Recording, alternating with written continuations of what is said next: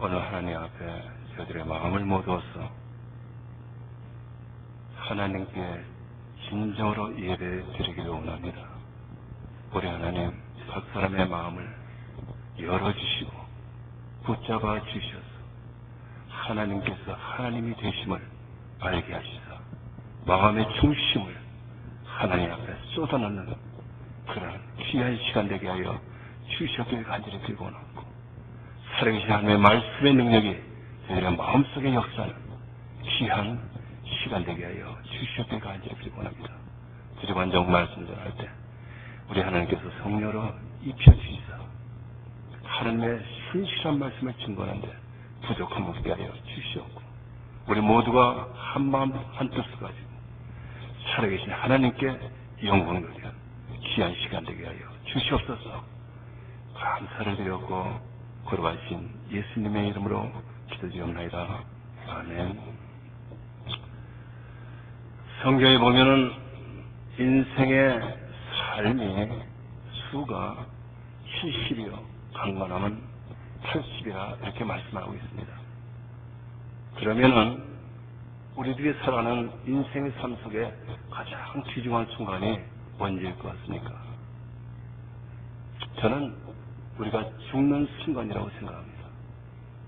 죽는 순간에 있어서 우리 마음속에 영혼을 삼은 천국의 소망과 예수님을 만나기를 갈망하는 그런 마음이 우리에게 있느냐는 거예요. 이런 마음이 우리에게 있을 때 우리는 인생을 후회 없이 살았다, 이렇게 말씀을 드릴 수가 있다는 것입니다. 여러분, 성경에 보면은 농부가 그 씨를 뿌리러 나갈 때 울면서 씨를 뿌린다, 이렇게 기록이 되어 있습니다. 아무리 배고프고 힘들고 어려워도 그 종자되는 씨앗은 절대로 먹지 않습니다. 왜냐하면 장차 앞으로 30배, 60배, 100배의 수수의 결실을 맺을 것을 그 마음에 확신하고 있기 때문이에요. 그렇기 때문에 우리가 바라보는 세상은 이 땅이 아니라, 이 세상이 아니라 장차 올 저 나라요, 영원한 소망의 나라. 그래서 믿음은 보이지 않는 것의 실상이요 바라는 것의 증거다, 이렇게 성경은 말씀하고 있다는 것입니다.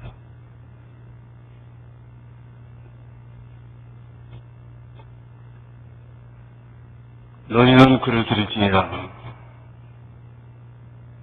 하나님의 성경은 기록의 신실함을 우리에게 말씀하고 있습니다. 그렇기 때문에 로마서 15장 4절의 말씀에 보면 무엇이든지 전에 기록한 바는 우리의 교훈을 위하여 기록된 것이니 우리로 하여금 인내를 또는 성경의 안위로 소망을 가지게 합니다. 이렇게 말씀하고 있어요. 유대인의 수상이었던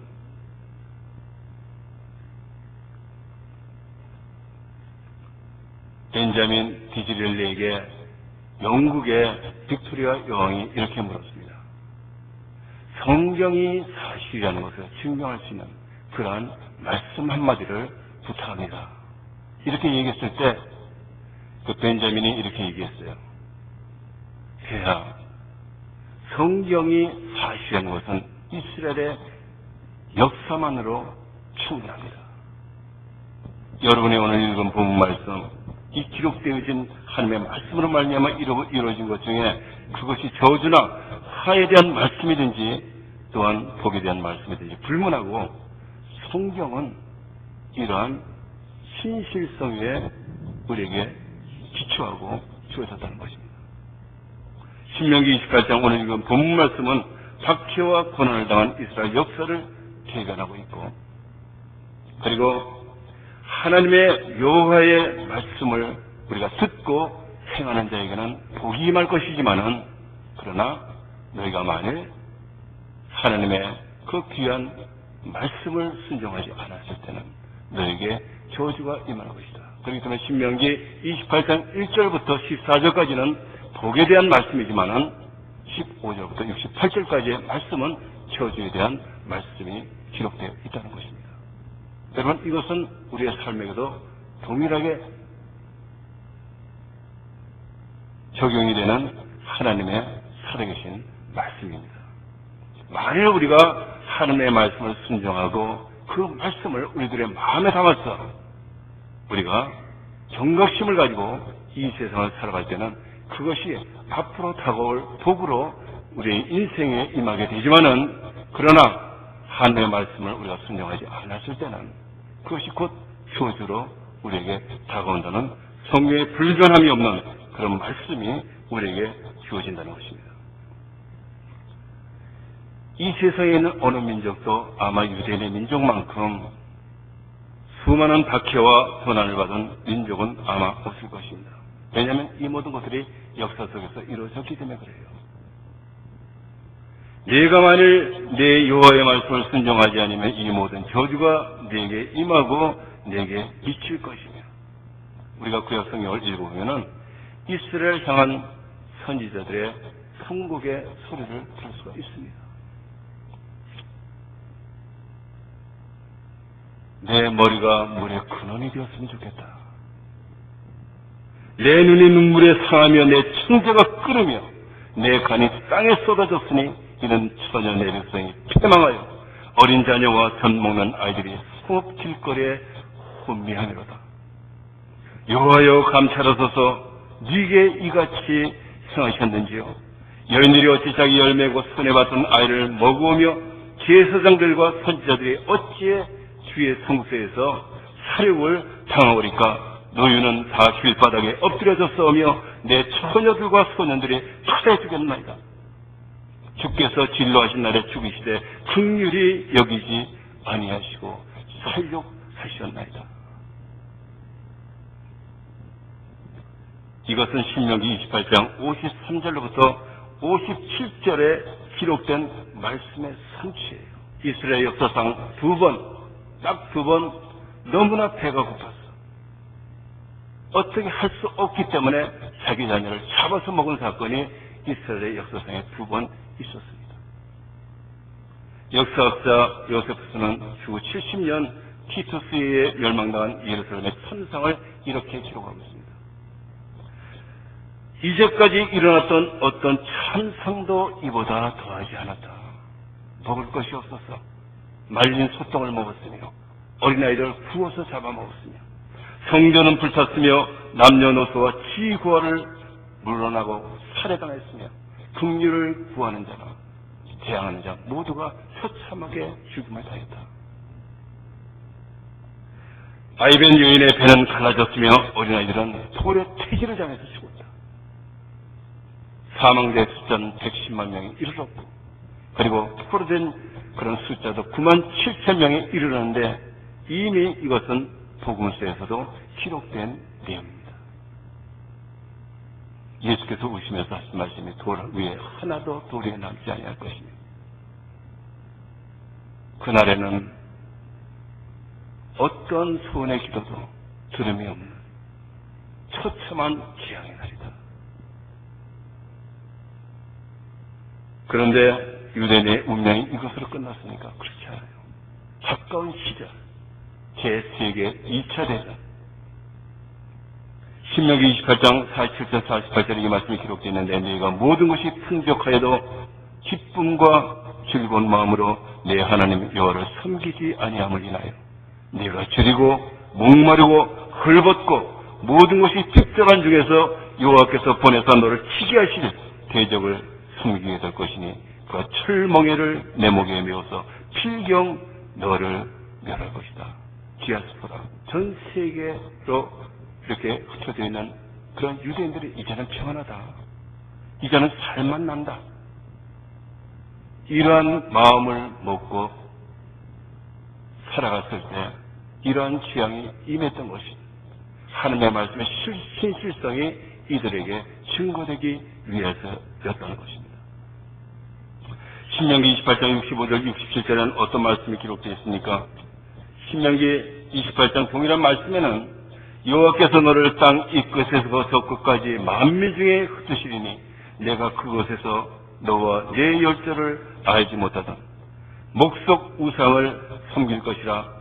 그 열국 중에서 내가 평안함을 얻지 못하며 내 발바닥을 쉴 것도 얻지 못하고 오직 여호와께서 거기서 너의 마음으로 떨고 눈으로 쇠하고 정신으로 살랑케 하시니 내 생명이 의심나는 곳에 달린 것 같아서 아침이 되면 저녁이 되었으면 좋겠다 하리라. 저녁이 되면 또한 아침이 되었으면 좋겠다 하리라. 이런 삶의 세계 제2차 대전에 일어난 것을 우리가 역사 속에서 발견할 수 있다는 것입니다. 현대 전쟁사에 있어서 세계 제2차 대전은 특히 유대인들에게서는 굉장히 비극의 전쟁이 있었어요. 1939년 유럽에 살고 있었던 유대인의 수가 973만 9,200명이 있었어요. 1945년까지 히틀러에게 희생당한 정확한 숫자는 624만 4,170명으로 살아남은 유대인은 불과 350만 5,030명에 불과했습니다. 아주 정확한 죽음을 당했어요. 가스실에서, 그리고 목매달았어, 그리고 인체 내부를 해부하는 그런 실험용으로. 저희 집에 사진이 있는데 엄청나요. 여러분, 이것들이 그들에게만 당한 일입니까? 그렇지 않아요. 만일 그들에게만 당한 일이었다면 오늘 제가 설교한 이 설교는 여러분에게 아무 소용이 없습니다. 유럽 전체 유대인의 3분의 2가 학살당한 사건이 제2차 세계대전이었어요. 이유가 무엇입니까, 여러분? 하나님의 말씀에 순종하지 않았다는 것. 만일 여러분도 이와 같이 하나님의 말씀에 순종하지 않는다면 이와 같이 될 것임을 성경은 오늘 우리에게 증거하고 있는 것입니다.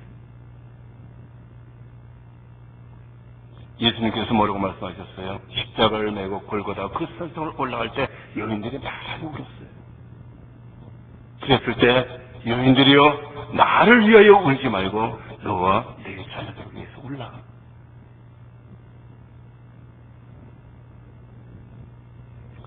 우리는 이미 역사적으로 이루어진 사건을 보고 교훈을 얻고 있지만은 오늘 본문 말씀은 모세를 통해서 오늘 사는 우리들에게 똑같은 경고의 말씀으로 우리에게 주어지고 있다는 거예요. 여러분 평안한 삶을 살고 있습니까?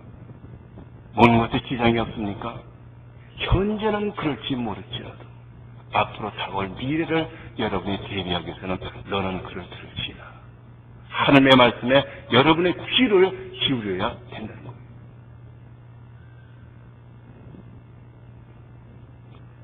신명기 18장 15절 오늘 본 말씀, 내 하나님 여호와께서 너희 중 내 형제 중에서 나와 같은 선지자 하나를 너를 위하여 일으키시니 너는 그를 들을지라.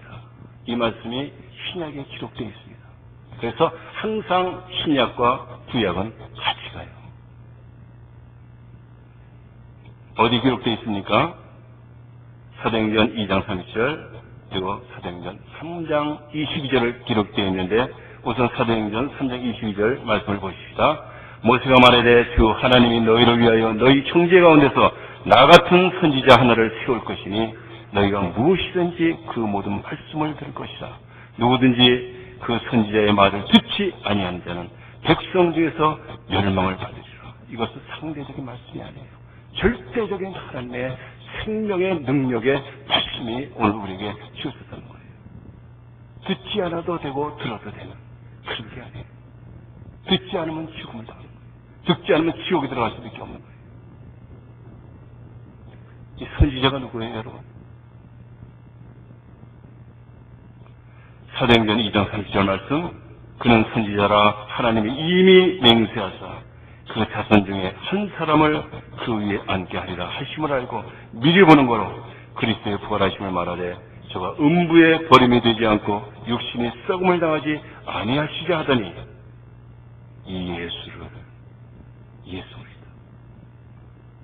이 예수를 하나님이 살리신지라 우리가 다 이 일의 증인이로다. 할렐루야. 아멘. 사도 베드로는 신명기 18장 15절의 모세의 말을 인용해서 사도행전을 오늘 이 말씀을 증거하기를 누구든지 그 선지자 곧 예수 그리스도의 말을 듣지 아니하는 자는 멸망을 받으리라 이렇게 말하고 있는 것입니다. 우리는 이미 역사적으로 되어진 사건을 보고 충분한 교훈을 얻었습니다. 그렇기 때문에 여러분이 이 말씀을 듣고 어떻게 행할 것인가, 이것은 전적으로 여러분의 몫이 되는 거예요. 흔히 구약의 그 사건들은 많은 부분들이 복과 저주의 그 개념으로 세상적인 그것을 가지고 영혼 세계를 시작을 합니다. 근데 신약 세계는 좀 달라요. 그것이 뭐냐? 영벌, 그리고 영생, 저주와 축복, 그리고 천국과 지옥에 대한 확실한 메시지를 우리에게 주고 있다는 것입니다. 여러분, 우리는 언젠가는 한번 죽잖아요. 죄사성 사망이기 때문에. 우리 다 죄를 가서 범한 인간들이에요. 언젠가는 죽는다는 거예요. 그런데 많은 사람들이 주위에 많은 사람들이 죽어가지만은 그 죽음이 나하고는 상관없다. 아직은 나의 인생이 한참 더 남았다. 이런 착각에 사로잡혀 산다는 거예요. 그러나 인생의 지향이 임하고 그리고 올무가 임할 때 결단코 우리가 그 길을 피할 수 없는 거예요. 언제 우리가 이 세상을 떠날지 모르는 거예요. 준비하지 않은 사람, 설마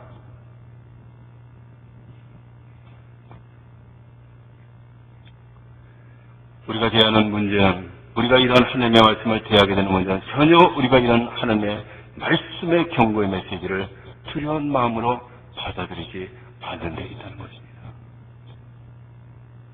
창세기 19장에서 롯의 사위들의 반응이 어땠습니까? 소돔과 고모라를 멸하러 온 천사의 말을 롯이 전했음에도 불구하고 사위들이 성경에 기록되기를 농담으로 여겼더라.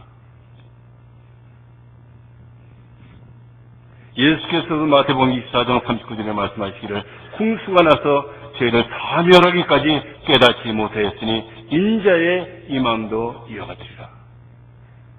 세상에는 두 가지의 그러한 마지막이 있어요. 첫째는 개인적인 종말입니다. 두 번째는 예수 그리스도가 이 땅에 오시는 재림이에요. 이때를 대비하는 것입니다.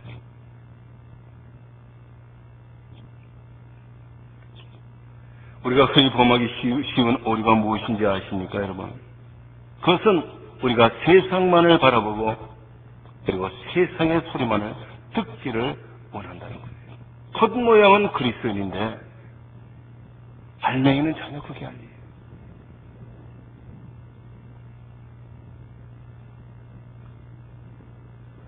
사무엘상 15장 14절 15절에 보면은 사무엘이 그 사울에게 어떤 말씀을 하십니까?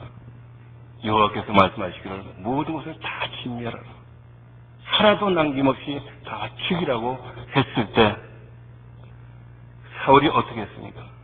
좋은 곳은 내버려 두고 나쁜 것, 낮은 것, 가치 없는 것을 멸망시키고 그리고 아각을 살려가지고 왔습니다.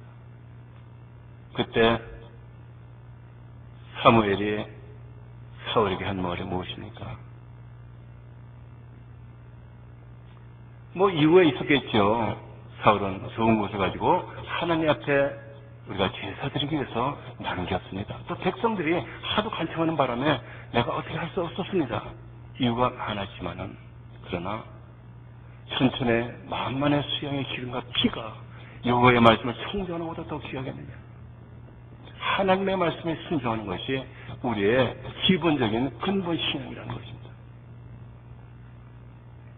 또 13장 8절에서부터 12절까지 적군인 그 블레셋이 쳐들어왔을 때 그 사울이 사무엘을 간절히 기다렸지만 이래를 기다리도록 오지 않았습니다. 그때 너무나 급했어. 백성들이 막 흩어지는 것을 바라보고 제사를 감히 하나님 앞에 제사를 드릴 신분이 되지 못함에도 불구하고 사무엘을 대신해서 하나님의 제사를 갖다 드렸을 때 이 사울의 그 잘못된 점이 무엇이었습니까? 망령 때에 행했던 그 잘못된 점이 무엇이었습니까? 하나님의 말씀을 청종하지 않았다는 거예요. 우리는 하나님의 말씀을 들을 때 피상적으로 받아들여요. 아직은 내가 할 일 좀 다 하고 즐길 거 좀 즐기고 하나님의 우선주의, 이것이 우리 마음속에 없다는 거예요. 바꿔가는 마음이 있어, 하나님 앞에 될 때. 이래서는 안 되는 거예요. 토마스의 아케이피스는 어떤 그 친구가 하나님께서 만일 내게 소원을 갖다가 이루시길 원한다면 무엇을 소원하겠느냐. 그때 이 사람이 하는 말이 오직 예수 그리스도 한 분만, 예수님 한 분만을 소원했던 사람이 있었습니다. 여러분 마음속에 그런 신학이 있습니까? 여러분의 마음속에 내가 오늘 이 순간에 내가 죽을지라도 하나님의 그 감사, 그 인생의 여정을 주신 구원의 은혜를 주신 그 하나님께 감사하는 마음이 여러분의 마음속에 있습니다. 아니면 아직 준비되지 않았습니까?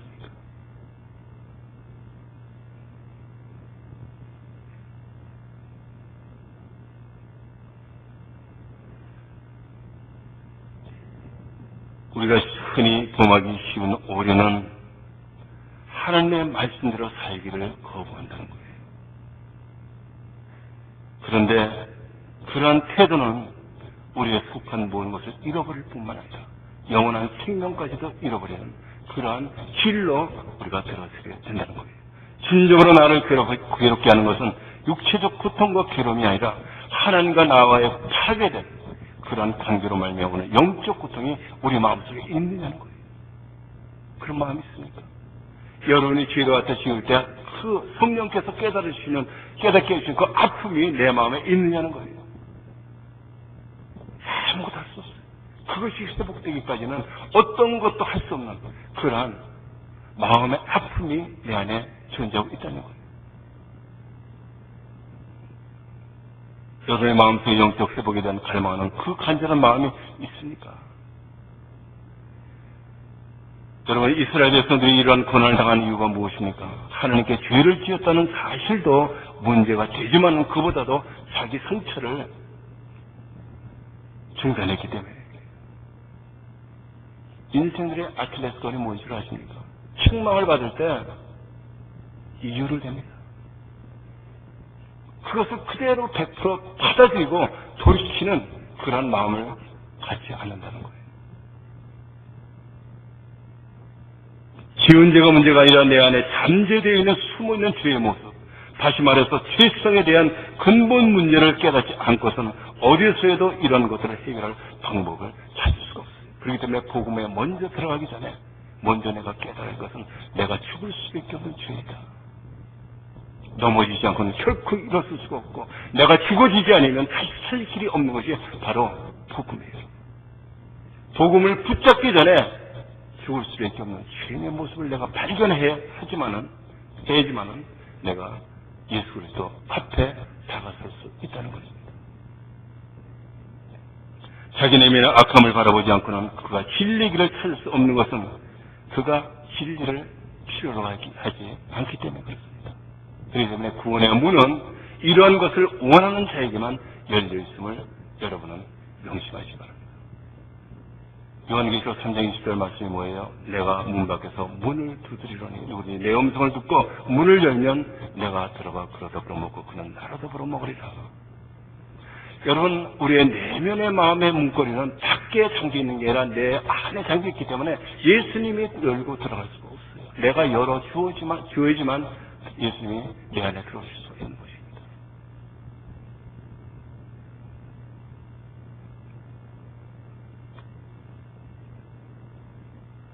오늘 사도행전 2장 37절 말씀 우리가 보시겠습니다. 그는 선지자라 하나님이 이미 맹세하사 그 자손 중에서 한 사람을 그 위에 앉게 하시라 하심을 알고 미리 보는 거로 그리스도의 부활하심을 말하되 저가 음부의 버림이 되지 않고 육신이 썩음을 당하지 아니하시려 하더니 이 예수를 하나님이 살리신지라 우리가 다 이 일의 증인이로다. 하나님의 오른손으로 예수를 높이시며 그가 약속하신 성령을 아버지께 받아서 너희 보고 듣는 이것을 부어주셨느니라. 다윗은 하늘에 올라가지 못하였으나 시리 말하여 가로되 주께서 내 주께 말씀하시기를 내가 내 원수로 내 발등상 되게 하기까지 너는 내 우편에 앉았으라 하셨도다 하였으니 그런즉 이스라엘 온 집이 정령이 알지니 너희가 십자가에 못 박은 이 예수를 하나님이 주와 그리스도가 되게 하셨느니라. 아멘. 구약의 예언의 성취에 관해서 베드로가 오늘 전한 이 말씀은 그때 이 말씀을 들었던 많은 이스라엘들의 마음을 찔렀습니다. 그래서 저희가 이 말을 듣고 마음에 찔려 베드로와 다른 사도들에게 물어봤다. 형제들아, 우리가 어찌할꼬? 어찌했으면 좋겠네. 너무나 기름을 받으니까 어떻게 할 바를 알지 못했어. 형제들아, 우리가 어찌했으면 좋을까? 어찌했으면 이러한 마음의 고통에서 우리가 벗어날 수 있겠느냐? 일찍이 그리스도인이 된 모든 사람들이 구원을 얻게 된 이런 일에 대해서 설명해주고 있는 장면인데 3,000명이 구원을 받았고, 그리고 두 번째 설교했을 때는 5,000명이 구원을 받은 놀라운 역사가 사도행전 2장으로부터 기록되어 있는 것입니다. 이 세상 사람들은 매일매일 닥쳐오는 일과의 과업 속에서 아주 평범한 인간으로 평범하게 삶을 살아가고 있죠. 그렇죠?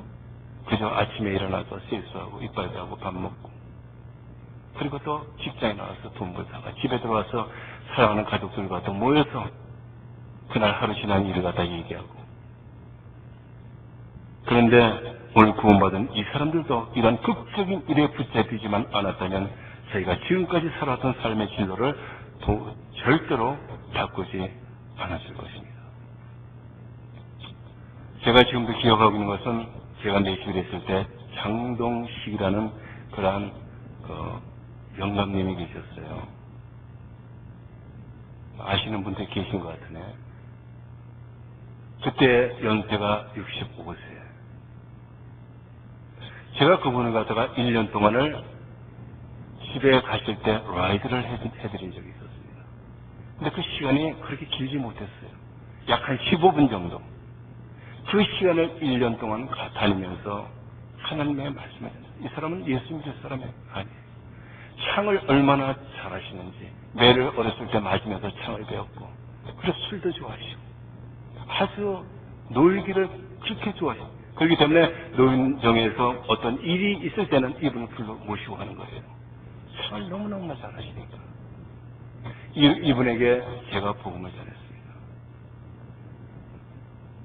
그러니까 맨 처음에는 굉장히 좀 거북스러워 하시더니 어떡합니까? 차에 앉아있는 게 자기하고 저밖에 없는데. 듣든 안 듣든 잘했습니다. 1년 동안. 예수가 우리의 주가 되신다. 믿지 않으면 지옥 가고 믿으면 천국 간다. 그분이 하나님의 아들이시다. 우리를 갖다 위해서 이 땅에 오시사 우리를 구원하게 하신 구세주시다.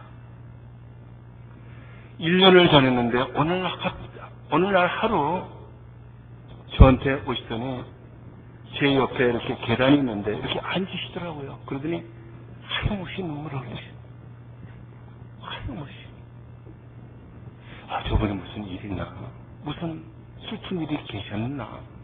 이런 마음을 먹고 있는데 한 두세 시간을 오시고 나신 다음에 제가 물어봤습니다.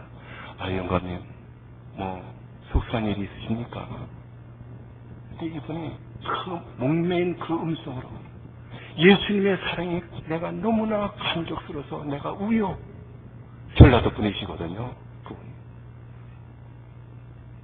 술, 담배 다 끊고 그 좋아하는 창 다 끊고 예수 그리스도의 복음을 증거하기 위해서 한국까지 가셨던 그분인데 결국 그 연세에 더 예수 그리스도를 알고 싶어서 신학교까지 가신 거예요. 여러분, 이런 열정이 우리 마음속에 있느냐는 거예요. 예수의 그 이름은 너무너무 귀하기 때문에 우리 세상 것과 바꿀 수가 없어요.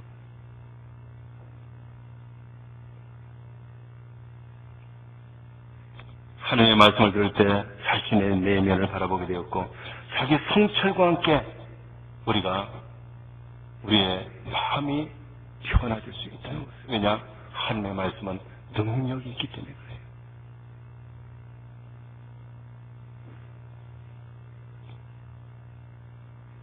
그런데 애석하게도 많은 사람들이 이런 일이 일어났고 또 복음이 증거되었지만 그로 인해 퇴심까지 체험하게 된 그런 사람이 드물다는 것입니다.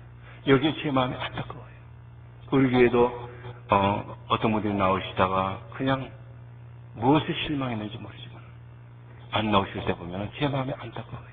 저기 아닌데, 저 길이 아닌데, 저러면 죽는데. 우리가 생각하도록 하나님의 말씀을 들을 때 자꾸 받습니다. 잠시 심사숙고해보는 자리까지 이릅니다. 그리고 주의를 기울였지만 그러나 거기까지 더 이상 더 다음 단계로 나가지 못해요.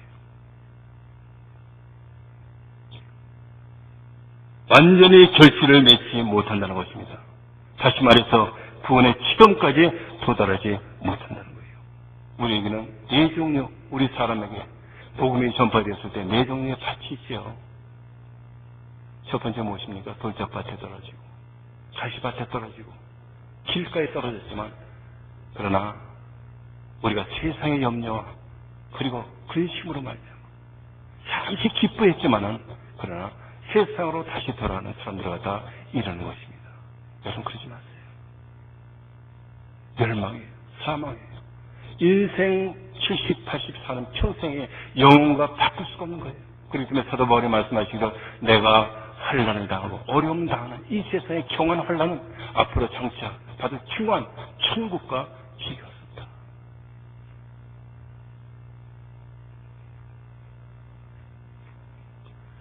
하나님의 말씀을 우리가 들을 때 무엇이 이 사람들에게 잘못된 것입니까? 태도가 잘못된 거예요.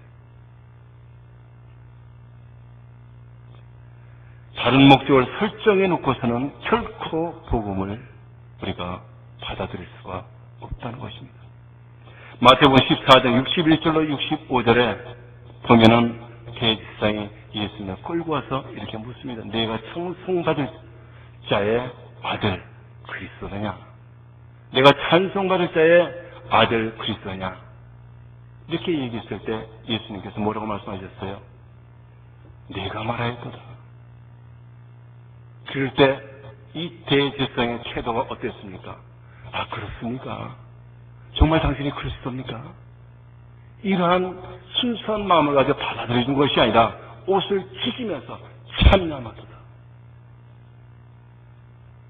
태도가 잘못되었다는 것입니다. 여러분, 내 안에 있는 모든 경험과 인간의 지식과 나의 우월적인 모든 생각을 다 던져버리지 않고서는 우리의 빈 그릇에 복음을 담을 수 없는 거예요. 됐습니까?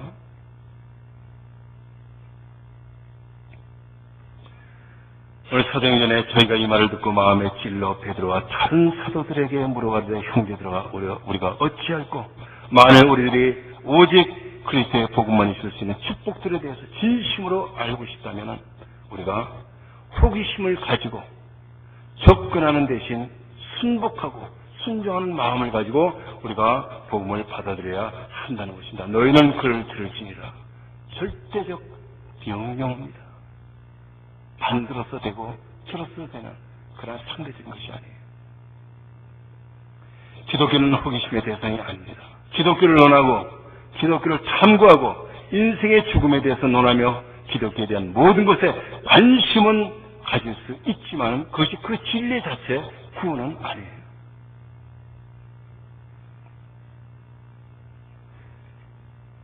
하나님의 영광을 갖다 위해서 내가 죽는 것도 유익하다 하는 그러한 결단과 그러한 능력이 그들에게 있느냐는 거예요.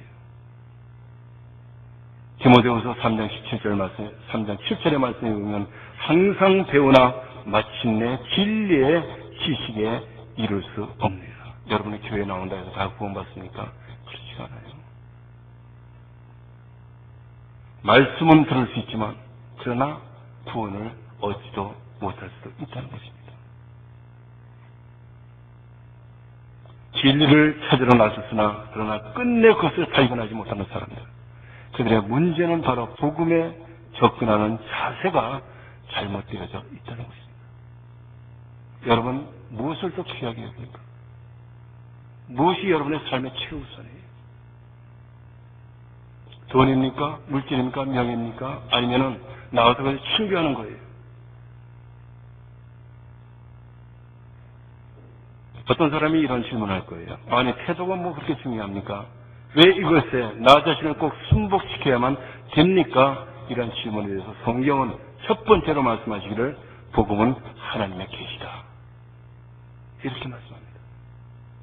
이것이 인생들의 지혜나 지식과 그리고 탐구하는 노력으로 알 수가 없기 때문에 성경의 처음부터 끝까지 나오는 우리에게 전해주는 말씀은 무엇입니까? 모든 것을 이미 예정해 놓으셨고 그리고 하나님의 은혜로 말미암아 우리가 받기만 하면은 하나님께서 우리에게 복을 주신다. 성경의 3500가지 이런 복의 말씀, 축복의 말씀을 우리에게 주신다는 거예요. 하나님께서 때려 우리를 갖다 징계하실 때도 있어요. 그러나 철저하게 우리 인생들이 우리의 자식을 징계하는 것과 달라요. 우리는 때로 우리의 노함으로 자식을 때리지만 하나님께서는 우리의 철저하게 우리의 인생들의 유익을 위해서 하신다. 그렇게 기록이 되어 있습니다. 두 번째 이유는 그 주어진 계시가 기이하고 놀랍다는 것입니다. 여러분, 예수께서 이 땅에 오신 그러한 성육신하신 그 사건도 기이하지 않습니까? 동정녀 마리아에서 태어나시고 그리고 또 세상에 거하실 때 놀라운 기적을 갖다 행하시고 그리고 죽으신 다음에 부활하시고 승천하시고 이러한 모든 기이한 사건들 그렇기 때문에 이러한 사건은 우리에게 믿음을 요구를 합니다. 믿음은 보이지 않는 것의 실상이요 바라는 것의 증거 그리고 하나님을 기쁘시게 하기 위해서도 우리에게 믿음을 요구하는 거예요. 믿음이 없이는 하나님을 기쁘시게 할 수 없나니 하나님께 나간 자는 그가 계신 것과 또한 자기가 찾는 자들에게 상 주시는 자이심을 믿어야 할지니라. 그렇기 때문에 이러한 기적과 이러한 계시의 기이함은 가장 위대한 인간의 머리로도 우리가 이해할 수 없으며 온 인류의 머리를 다 합쳐도 이해할 수 없는 절대적이며 독특하고 그리고 불가해한 것이기 때문에 우리는 이러한 것을 하나님 앞에 간구하고 하나님께서 우리의 마음을 열어주시기 위해서 기도해야 한다는 것입니다. 그래서 복음은 우리의 지성으로 도저히 파악할 수 없다. 이렇게 하나님 앞에 말하고 나의 무지함을 하나님 앞에 의존하고 하나님의 전능하심을 바라고 나아갈 때 하나님께서는 우리에게 이러한 모든 것을 행하신다는 것입니다. 세 번째 이유는 기독교의 복음의 전체 요점과 목적이 우리로 하여금 하나님을 알게 하고 전국에는 하나님을 만나게 하신다는 거예요. 그렇기 때문에 우리의 복음은 하나님에 관한 것을 알게 해주는 것이 아니라 하나님의 자신을 우리에게 알게 해주는 거예요. 그분을 만나지 않고는 우리가 복받을 수 없고 그분을 만나지 않고는 우리가 천국으로 들어갈 수 없기 때문에 그래요. 저번에 그 성막이 말하는 그러한 진리가 무엇입니까? 인생이 하나님을 향해서 가는 거예요. 하나님을 만나야 된다는 거예요. 그리고 마지막 네 번째 이유는 거룩하신 하나님께서 말씀하셨다는 것입니다. 그래서 성경은 약 1500년의 기간을 그리고 40여 명의 하나님의 택하신 그러한 종들을 통해서 하나님께서 우리에게 주신 자서전이에요. 너희가 이렇게 행하면 내가 살 것이다. 이것을 말씀하고 우리에게 전해주신 분이 바로 거룩하신 하나님이시라는 것입니다.